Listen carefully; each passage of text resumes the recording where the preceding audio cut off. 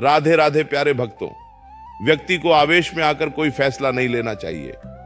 अगर आपको बहुत गुस्सा आ रहा है और गुस्से में अगर कोई निर्णय लेना हो तो कृपया करके उसे टालो, क्योंकि गुस्से में, आवेश में लिया गया हर एक निर्णय आपको बर्बादी की ओर ले जाता है।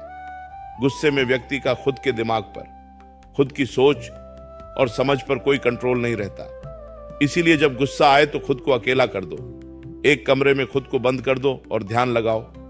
भगवान के नाम का जाप करो, सकारात्मक पहलू के बारे में सोचो। ऐसा करने से आपका गुस्सा धीरे धीरे शांत हो जाएगा। आवेश अर्थात गुस्सा, अत्यधिक भावना या जल्दबाजी में लिए गए फैसलों के अक्सर नकारात्मक परिणाम होते हैं, क्योंकि उस समय व्यक्ति की सोचने और समझने की शक्ति प्रभावित होती है। शांत मन से लिया गया निर्णय हमेशा बेहतर होता है। प्यारे भक्तों, आवेश में लिए गए निर्णय का परिणाम हमेशा नकारात्मक और आपके विरुद्ध ही होता है। इसे एक कहानी से बताता हूं। एक समय की बात है, एक नदी के किनारे एक कछुआ और एक केकड़ा रहते थे। वे दोनों गहरे दोस्त थे और नदी के पास स्थित जंगल में वो रोजाना खाने की तलाश में जाते थे। एक दिन उन्हें जंगल में एक विशाल और स्वादिष्ट आम का पेड़ दिखा। कछुआ शांत स्वभाव का था। उसने धीरे से केकड़ा को कहा, दोस्त, यह पेड़ बहुत बड़ा है, चलो इसे मिलकर काटते हैं और फल बांट लेते हैं। केकड़ा स्वभाव से बहुत आवेशी और लालची था। वह तुरंत गुस्से में आ गया और चिल्लाया कि मैं क्यों बांटूं? यह पेड़ तो मैंने पहले देखा है। मैं इसे खुद काटूंगा और सारे फल अकेले ही खाऊंगा। केकड़े ने कछुए की बात को अनसुना कर दिया और आवेश में आकर अपना नुकीला पंजा पेड़ की जड़ पर मारना शुरू कर दिया। यह देखकर कछुए ने उसे समझाया कि तुम आवेश में हो मित्र, तुम्हारा पंजा सिर्फ पत्थरों को काट सकता है, लकड़ी को नहीं। तुम थक जाओगे और कुछ नहीं मिलेगा। लेकिन केकड़े ने अहंकार और आवेश के कारण अपनी दोस्ती और कछुए की सलाह दोनों को ठुकरा दिया। वह लगातार अपने तेज पंजों से पेड़ को चोट पहुंचाता रहा और कछुआ वहां से नदी की ओर चला गया। कुछ घंटों की लगातार मेहनत के बाद केकड़ा बुरी तरह थक गया। उसका पंजा छिल गया था और पेड़ पर एक खरोंच तक नहीं आई थी। इस बीच कछुए ने अपनी भूख मिटाने के लिए नदी के पानी में शैवाल ढूंढ लिए। शाम होते होते भूखा और थका हुआ केकड़ा वापस नदी के पास आया। उसे अपनी आवेशपूर्ण गलती का एहसास हुआ। उसने आवेश में आकर न केवल अपना समय बर्बाद किया, बल्कि अपने दोस्त की अच्छी सलाह भी नहीं मानी, जिसके कारण वह भूखा रह गया। प्यारे भक्तों, कछुए और केकड़े की यह कहानी हमें यह सीख देती है कि आवेश में लिया गया फैसला कभी सही नहीं होता।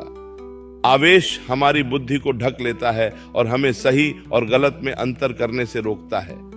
शांत मन से विचार करने पर ही सही समाधान मिलता है। शांत मन से लिए गए सारे निर्णय सही और आपके पक्ष में होते हैं।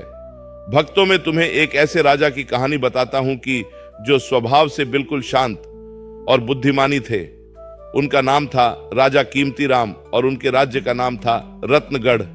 एक बार राजा कीमती राम के पड़ोसी राज्य के राजा, जो थोड़े अभिमानी थे, ने रत्नगढ़ पर हमला करने की धमकी दी।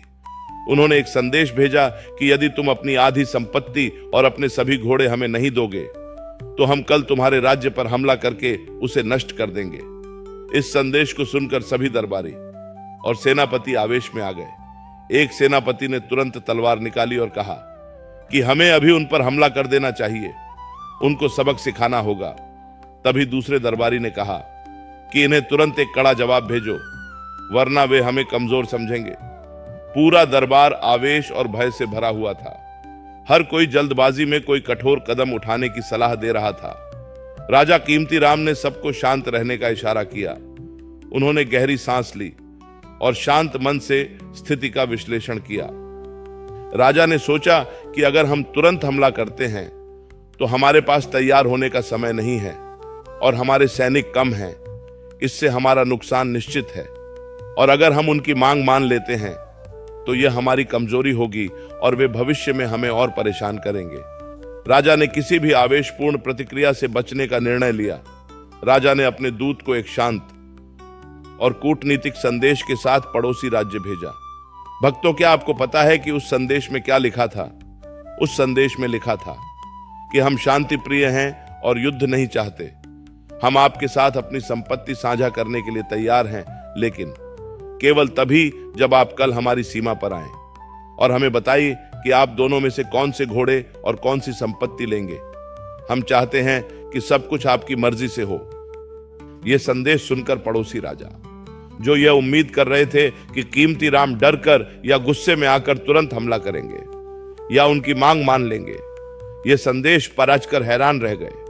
उन्हें यह उम्मीद नहीं थी कि कोई इतनी शांति से उनके प्रस्ताव को स्वीकार कर लेगा। साथ ही उनके मन में यह भी विचार आ रहा था कि कोई राजा इतना शांत कैसे हो सकता है, कहीं ये उनकी कोई गुप्त योजना तो नहीं। पड़ोसी राजा को लगा कि कीमती राम ने कोई जाल बिछाया होगा। भय और अनिश्चितता के कारण वह अपने सैनिकों को वापस ले गया और रत्नगढ़ पर हमला करने का विचार त्याग दिया। इस तरह राजा कीमती राम ने शांत मन, धैर्य और बुद्धि का उपयोग करके बिना कोई खून बहाए एक बड़े खतरे को टाल दिया। प्यारे भक्तों, ये कहानी बताने का हमारा उद्देश्य यह था कि जब हम शांत मन से बिना आवेश के किसी समस्या पर विचार करते हैं तो हम अक्सर सबसे सुरक्षित और सफल समाधान खोज पाते हैं। शांत मन सबसे बड़ी शक्ति है।